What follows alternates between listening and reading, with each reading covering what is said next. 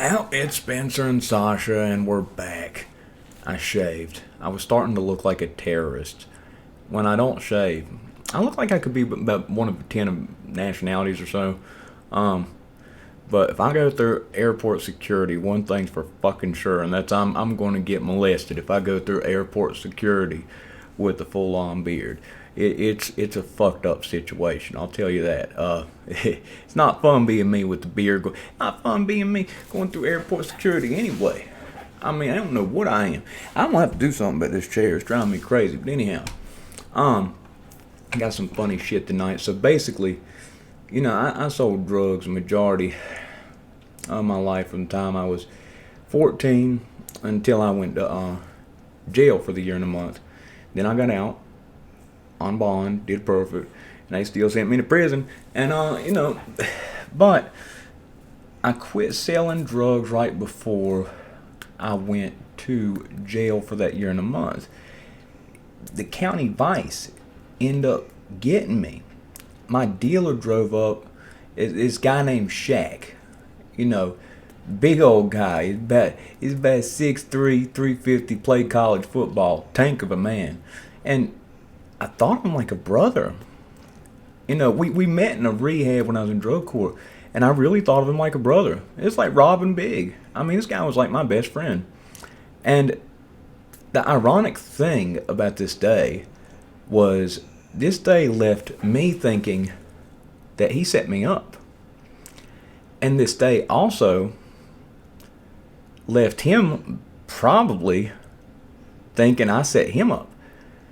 And ultimately, it would take a long time to have the maturity and acceptance to understand that my best friend, who was in the back seat of the car, and the person who was driving the car, had told on me.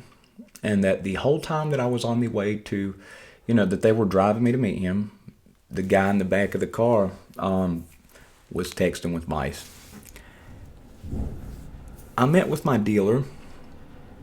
We were at Apple Market on Peters Creek Road, and he had me throw some trash away and stuff. But anyway, I throw some trash at, so it looks like I'm doing something.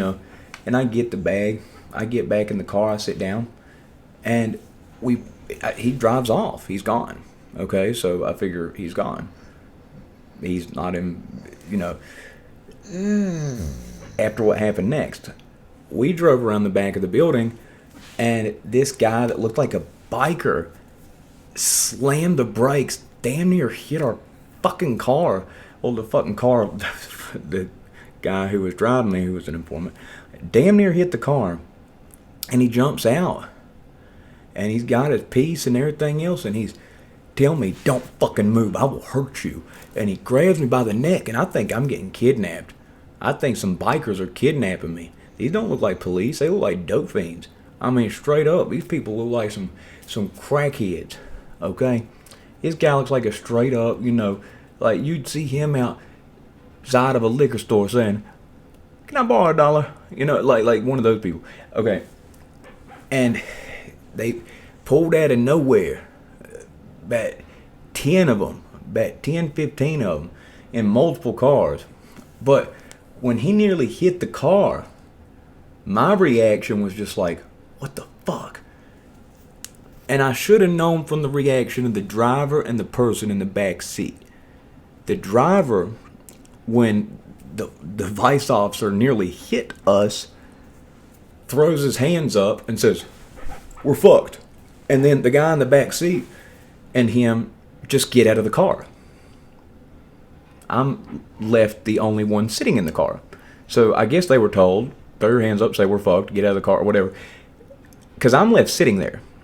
I think I dropped the bag of dope. It wasn't a tremendous amount, but a smaller amount. I was doing bad off at this point, but anyway, I dropped it in the floor, and the vice kept telling me, if somebody doesn't take responsibility for this, you're all getting charged. And guess what I did?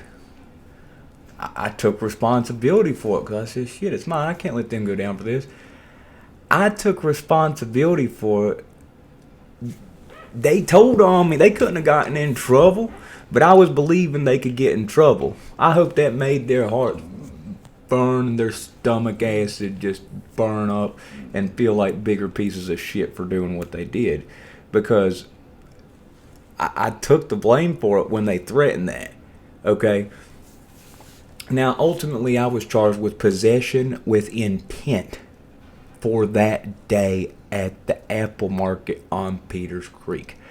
So, it's literally on paper. It's impossible that I set anything up, okay? Because I got charged that day. I literally got charged. Apparently, Shank, he got pulled over like a mile or two down the road. I think they found like a little bit of weed in the car or something. But anyway, I told them, go on, take me to jail. And they said, we're going to leave you out. I said, well, I'm not helping you, so I don't know what you want from me. And they said, we're going to leave you out so we can catch you. We're going to stack charges on you. So you're in here and until, for the next couple decades. Because you're not going to quit doing this shit. And it was this fat, smug vice cop. And I hated that smug fuck and that dumbass look he had on his face. So at that point, I made a decision. I wasn't going to sell no more dope. I did some certain shit, finagling, but like in terms of dealing and stuff, no, I did not. I made money different ways. I was incredible at hitting people's veins. So I went to Walmart and bought a whole bunch of needles, and I'd sell needles for a couple dollars a piece. Or people bring the dope over, and I'd have a clean spoon, a clean needle, and basically if I hit them with the needle, it's a brand new needle, brand new spoon, and cotton. I didn't shoot up for very long. It was just the very last little bit. I'm terrified of needles. It's crazy that I ever did shoot up. Like, I still can't believe I ever did. But anyway, whatever they got up in the first draw was what they got. Okay, because it's clean needle, clean cotton. If they dip that needle back in the cotton, it's dirty. It's got their blood touched to it. So whatever they get from it, that's it. Whatever's left in that cotton, that's mine. That's my rinse. And that's how I got high. That's how I managed it for a bit. But anyway, the lesser of all evils seemed to let a drug dealer move in with me. And they gave me dope twice a day for having a room in my apartment and me allowing them to sell it in my apartment. But anyway, the story I'm going to get to was about this guy. By the way, the person who set me up in the back seat, he's no longer with us. He's dead. His dad came to my mom's store, and his dad told my mom, or his stepdad rather, told my mom that he would cry himself to sleep, cry himself to sleep like crying in his mom's lap. I mean, there's a grown dude saying the biggest mistake he did was telling on me. I got out of jail and this dude tried to Facebook me, and I'd figured it out by then, but I lived with him for 6 months after he told. I couldn't believe it. I thought Shaq told on me. Oh, I thought to God. I talked to this dude Corey with dreads who was from Virginia Beach. If Shaq ever sees this, we talked about this in depth, but it fucked me up bad because I thought Shaq told on me. I was charged for that day. I mean, it's easy to look it up. It's public document. I mean, I was charged for that day. So, but whatever. So I have a dealer living at my apartment, and there's this guy. Oh, the guy who was in the back seat, he's no longer with us. He's dead. Rumor was that he was setting people up so then he could just do whatever he wanted. They were paying him to do it or whatever. And they said he might have set up some 1%er bikers and he got a hot shot. That was the rumor. But anyhow, the guy who was coming to my apartment, he was rich. Literally, his dad's like worth hundreds of millions of dollars. Went to this rich school locally. Couldn't stand the school, the people who went to school and everything else. But anyway, this pompous little fuck, one day he calls me, asks him if I can get him a piece. You got to say certain words on fucking YouTube. Can say fuck, can't say that, whatever. And I said, nah, keep an eye out for you, though. At that time, I wasn't in the thick. You know what I mean? I was just an addict trying to keep up a habit. And I'm not even selling dope, so I mean, that was a little bit rough. Anyway, this guy would come over and he'd get dope from the person who lived in the apartment. And after he'd get high, he'd sit down on the couch and he'd just spill his guts about whatever's on his mind. One day he came over, looked like he had a whole bunch of shit all over his lips. Like his lips looked like all kinds of fucked up. And I was like, man, what'd you do? And nothing. He didn't say nothing. He's just like, oh, nothing, man. After he got high as shit. He shot up a good bit of dope. He sat down in the chair and he said, I think this girl gave me an STD. I said, do what? And he said, if she did, she's not fucking leaving me. And I'm like, see, his logic, I reckon, was, if this bitch gave me an STD, I guess we'll be a happy STD having couple. I mean, that's some funny ass logic if you ask me. That's some silly ass shit, isn't it? Yeah, the bitch ain't leaving. Well, anyway, then he said something else. Remember, he asked me if I'd find him a piece.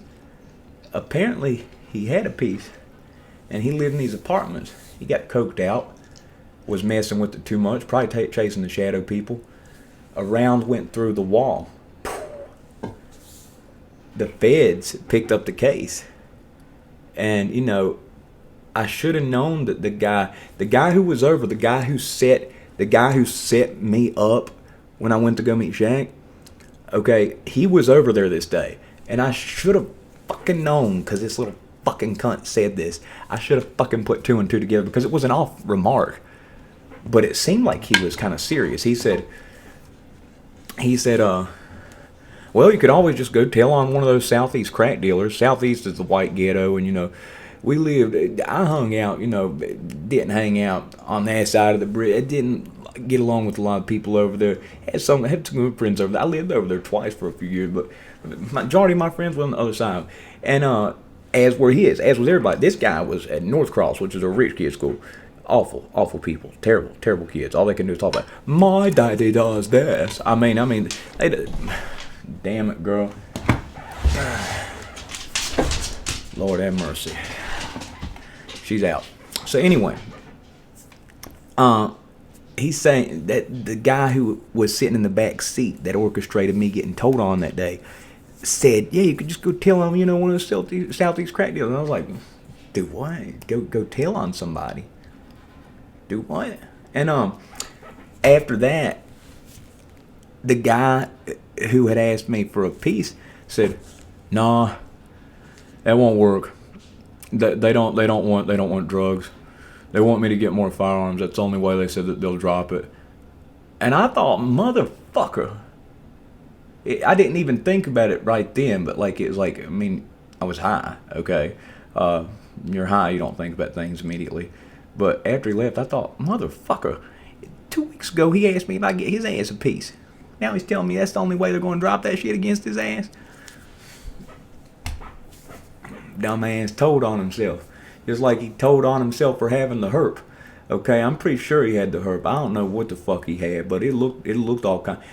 That shit on his lip had some shit on its lip. Okay, it was fucked up. Oh man. But yeah, he ain't with us anymore. He's passed away too, and I mean that's sad. You know, I don't wish that. You know, on anybody. I mean, it's a shitty way to die. You know, shitty way to go. You know, to go that way. You know, had some friends say that that's how they wanted to die, and they actually did die that way. But just, you know, to know that you overdosed, like that's just how you went out. I mean, could have as easily happened to me as anybody else, but you know, it's just a shitty way to go out. It sucks. I mean, it's pretty painless, I imagine. You know, it's like just goes to sleep. I never understood why with this lethal injection shit, why they paid $30,000 for one medicine that's going to literally put somebody 100% unconscious to where they're not going to know anything that happens from that moment on. And then they gave them a medication that makes sure their body doesn't feel any pain when the other medication that's going to stop their heart or whatever. It's like 3 medication or whatever for the lethal injection cost $30,000. What the fuck? That should just tell you how fucking dumb our fucking justice system is. Shit. fucking inject his ass with some fentanyl, or some raw dope or morphine. Shit, put his ass out. The whole point is, he's here 1 minute, he's gone the next. You're gonna pay $30,000 to get the same result, because they got one that puts them to sleep, then one that makes them not feel pain. It's the same fucking thing. I mean, you can't tell me it's any fucking different. It's the stupidest shit ever. $30,000 for each one of those. It's stupid. I don't believe in a lethal injection or death penalty, and I'll tell you why. There are people that did not do it. And yes, there are people that did do it, and yeah, okay, whatever. I think sitting in a jail cell for all the time is way worse than just, having it ended for them. But if 1 out of 1,000 people gets executed and they did not do it, it was not worth it. If 1 in 10,000, if 1 in 1 million get executed that had nothing to do with it and they were wrongfully accused, and it has happened many times, it's not worth it. And that's my opinion. Could you imagine sitting on death row for 15, 20 years, knowing the day your life's going to end, and to know I didn't do this shit? Could you imagine that? That is the most horrific, disgusting thing ever. So it's not, I have a problem with people getting took out. I think sometimes some people need some getting took out and stuff like that. I don't have a problem with violence, don't have a problem with any of that. I have a problem with, you got these terror people going over there and, blasting everything else. Don't have a problem with none of that. But the prospect of one innocent person that did not do it having to sit there and just wonder why, and then be strapped down to that table and look at the family that thinks they did it and think,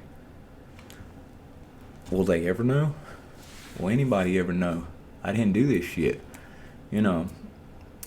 Especially with my case where I was originally blamed for the two overdoses, the one that lived, one that died. Like, the whole thing with it, with being blamed for something you didn't do, it's something that hits hard with me. It's literally like my story. Now, I wasn't innocent. I wasn't some choir boy or something like that. So, yeah, I went to prison. And guess what? Everything worked out perfectly. My life's great today. It's the best it could ever be. I'm with my fiance, who was my high school crush. After not seeing her for over 10 years. What are the fucking chances of that shit happening? Okay, I'm a judo brown belt under an Olympian, jiu-jitsu blue belt under world champion Paulo Santana, box with Scott Sigmund. I do work with addicts and their families, individually, and I help some people. I feel like percentage-wise, I help more people than anything else I've ever seen. Now, percentages are still bad. It's addiction, is what it is. But it's a pretty good life. Pretty fucking happy. I mean, I'm telling you what. And now I've got a fucking YouTube channel. Who would have guessed that shit? Who the fuck would have guessed I'd have a motherfucking YouTube channel? That's the craziest shit. A YouTube channel? Shit. Crazy as hell. Oh, that's Jay Williams right there. I hadn't listened to him on the 5-hour round trip to and from Winston-Salem, North Carolina, from Roanoke, Virginia, to train jiu-jitsu with Paulo, I wouldn't have done this shit. He told a story from inside of his damn truck on his lunch break. Told a story on his lunch break about 8 times a month, and he became the biggest motherfucker in this genre, and the best by far.